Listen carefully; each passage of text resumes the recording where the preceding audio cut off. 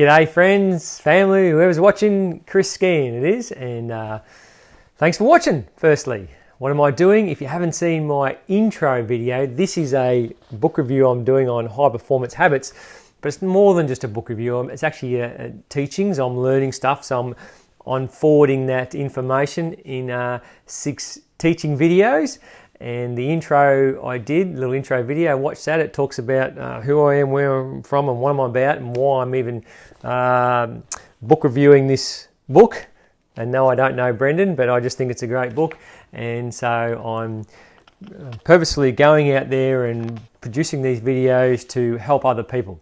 So I will summarize each of these 6 habits. There's 6 habits, and I'm doing habit number 1 in this video. And it's about seeking clarity. So habit number 1 is seek clarity. And if at the end of this video you want more information, message me, send me an email or something, or text me, or get on Facebook or find me or whatever. Because certainly I'm passionate about helping people and putting good stuff out there and helping people find their vehicle to getting to success in their life as well. So seeking clarity. Look, clarity, as Brendan says it, is not a personality trait. It's certainly something that you don't just have clarity, you generate it. So you're not born with it and get to 18 years old and all of a sudden, ding, I've got clarity. You know, that's rubbish. You generate it, and you generate clarity normally by doing something or asking questions. He writes here, I'll quote Brendan, he said he's the child of careful thought and mindful experimentation. So when people are sitting down there thinking, they're contemplating what's going on in life, then they might have an idea, yes, but that's careful thought. Or they experiment with something, they try a couple of different things, then all of a sudden they get along the road a little bit further and they start to get clarity because you're generating it. So the problem is you might ask a question but have no answers. So clarity is continually refined, he says. As I said, it's a bit of a journey, and you narrow down, and you're not going to, most of the time, not going to get it overnight. You might get an idea, and then you've got to get clarity on it. You've got to refine that idea. Now, an example is we would normally, if you're in a conversation with someone, and I know I do it, and you may well do it too, you'll ask someone and you'll sit there and they'll be rambling on about something and you might not understand what they're talking about. So you'll say, just so I get clarity on this, just so I get a clear head on what you're telling me, what did you say exactly about this particular topic? So if you understand, we're trying to get clarity on what they're telling us, and we do that often. But what we don't do is ask the same questions to ourselves. So we'll quite often ask questions to other people and say, just so I get clarity on what you're telling me here, is it this, is it that, is it whatever, just answer me this question, or can you explain this further? Because you're trying to get clarity on what they're saying. What I'm trying to teach you is to get clarity on your life and ask questions maybe of others or maybe of yourself about what you exactly want in life and where you're heading. Now, habits of high performance people. So how is clarity a habit? Well, clearly, as I mentioned in the introduction video, high performance people are continually, and as I said at the start of this video, continually getting clarity. It's a habit to continually ask questions of what you're doing and why you're heading in whatever direction you're heading in. And again, if you need a hand with that, reach out to me. Now, in this chapter 1 on getting clarity, he puts it into 3 different sections. So practice 1, he calls them, and it's envision. The first one's envision the future for. Now, what is the future for? Brendan teaches in all his high performance stuff that high performers they are clear on their intentions for themselves, which is self.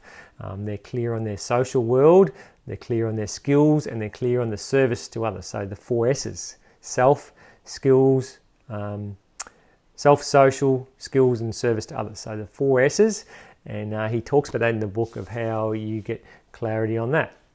Now, an example in here on page 73, I wrote a note to jot myself. Here we go. Page 73.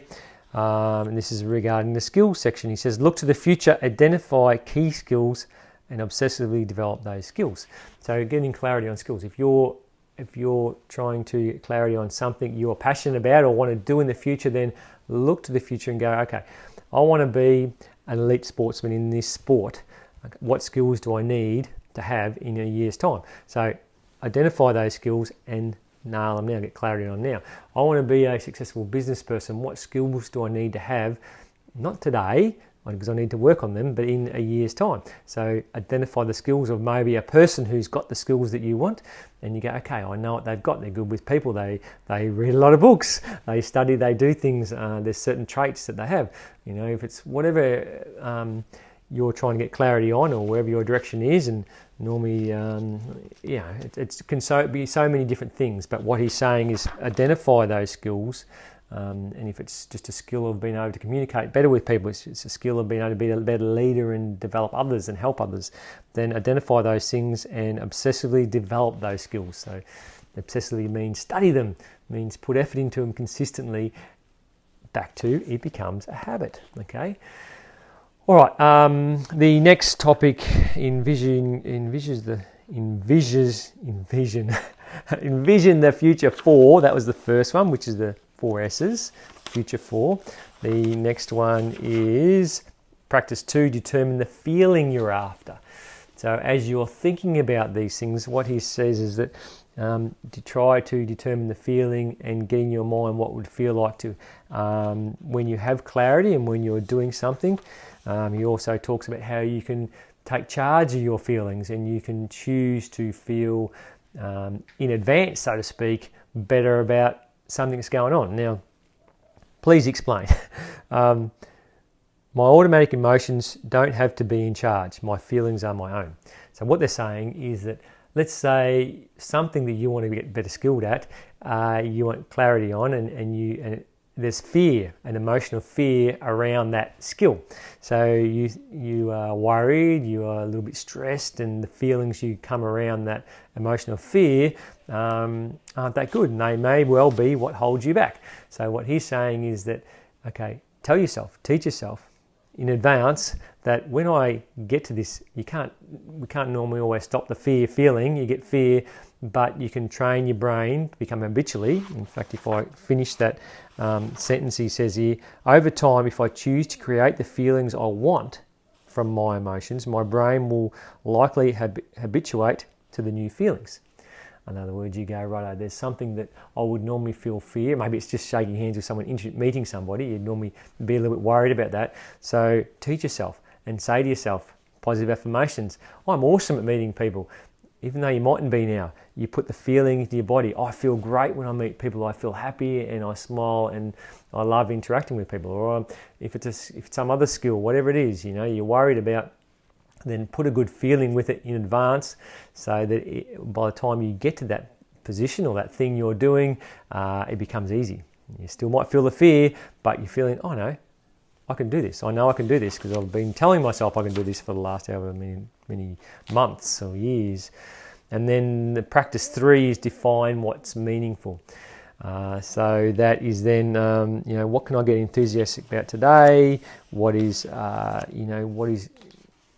in a line with my values? What's meaningful really? What's the honest truth about something I want to get clarity about? You want to get clarity about something and you want to feel good about it, then you want to feel good about something you got clarity that's meaningful. So if it's something that will affect your family, maybe that's very meaningful, isn't it? Or your loved ones, your wife, your kids, whatever.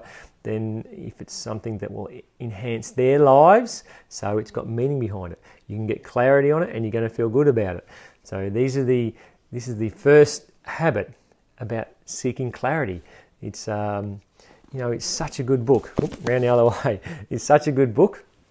And look, getting clarity, thinking about these things, and narrowing down is what elite athletes do.